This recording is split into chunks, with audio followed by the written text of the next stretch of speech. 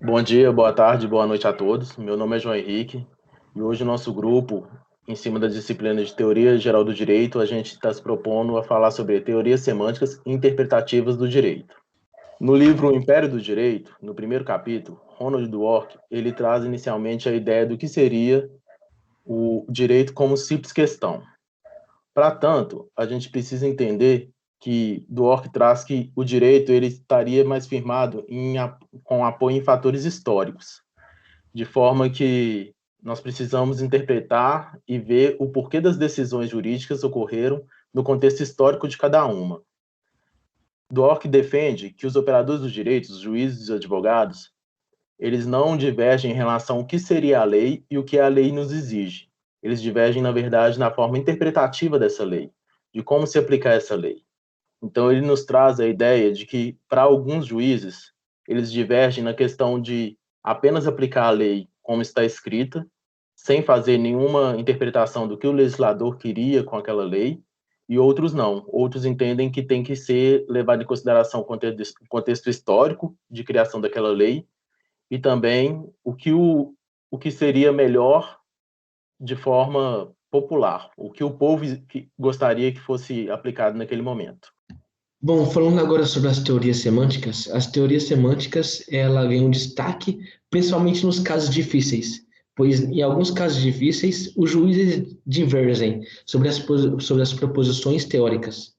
Isso muito se deve aos fundamentos do direito. Por quê? Porque pelos fundamentos, pelos conceitos jurídicos e pelos fundamentos estarem apoiados em regras de uso comum, nem sempre elas dão conta de acomodá-lo. Isso é muito importante porque isso remete muito ao núcleo do caráter semântico. Esse caráter semântico tem como pressuposição comum a que todas compartilham, ou seja, uma ideia comum de todas as teorias. E quando isso acontece, quando aceita essa ideia, então as pessoas são acometidas pela ferroada semântica. Bom, agora falando sobre as divergências. A gente vê que tem dois tipos de divergência.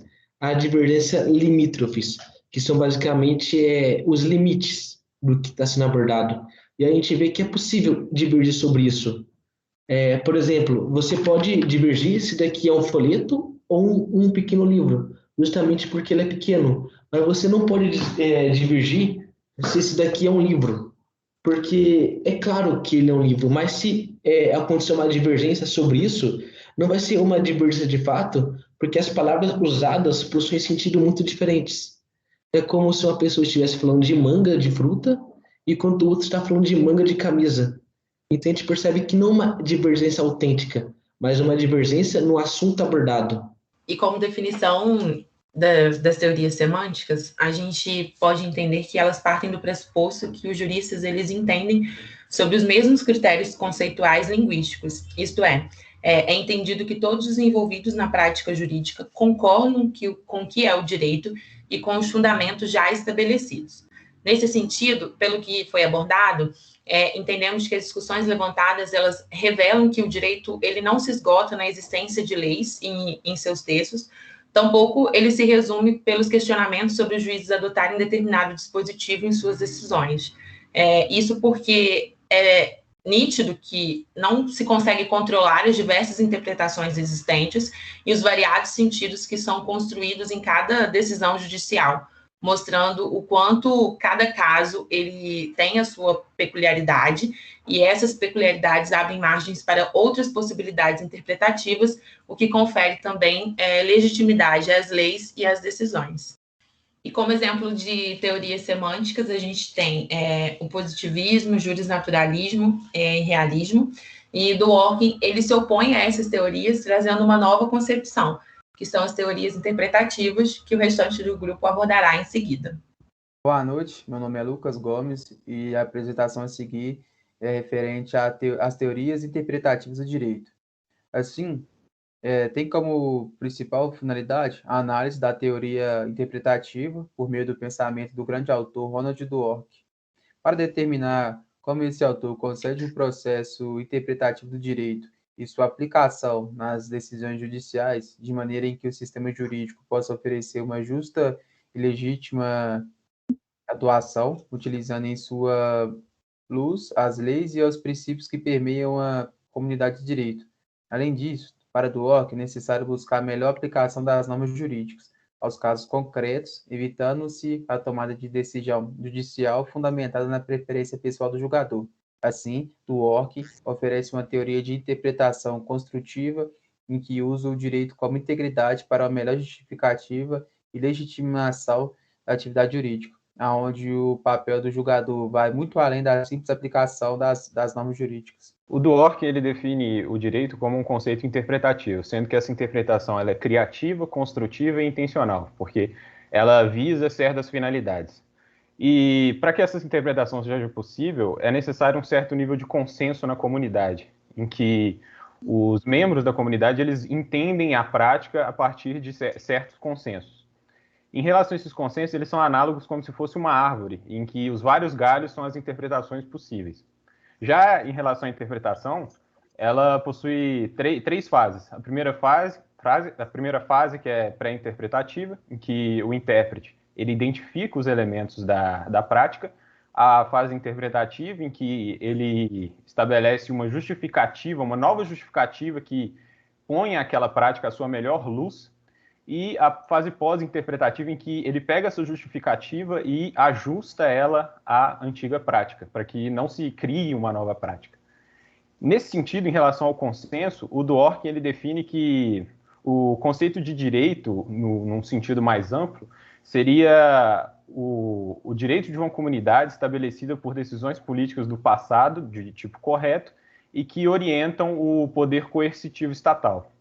E a partir disso, surgem 3 pontos de vista que precisam responder 3 perguntas que o Dworkin estabelece, e é possível, né, deferir disso tudo que cada posição, que ele disse que uma é a convencionalista, que são os positivistas, a outra pragmatista, que são os realistas, e a direito como integridade, que é a que o autor defende, são os vários galhos desse consenso, que é essa definição de direito, os vários galhos da árvore.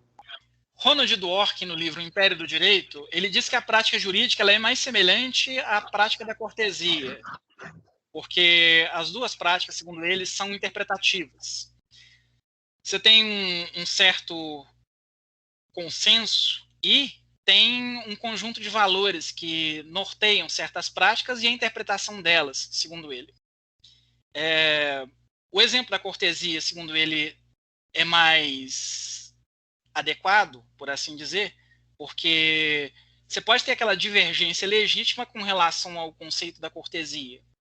Imagine que você chama uma moça para almoçar com você e 2 homens podem divergir naturalmente sobre se é cortês ou não pagar a conta ao chamar essa moça para sair com você.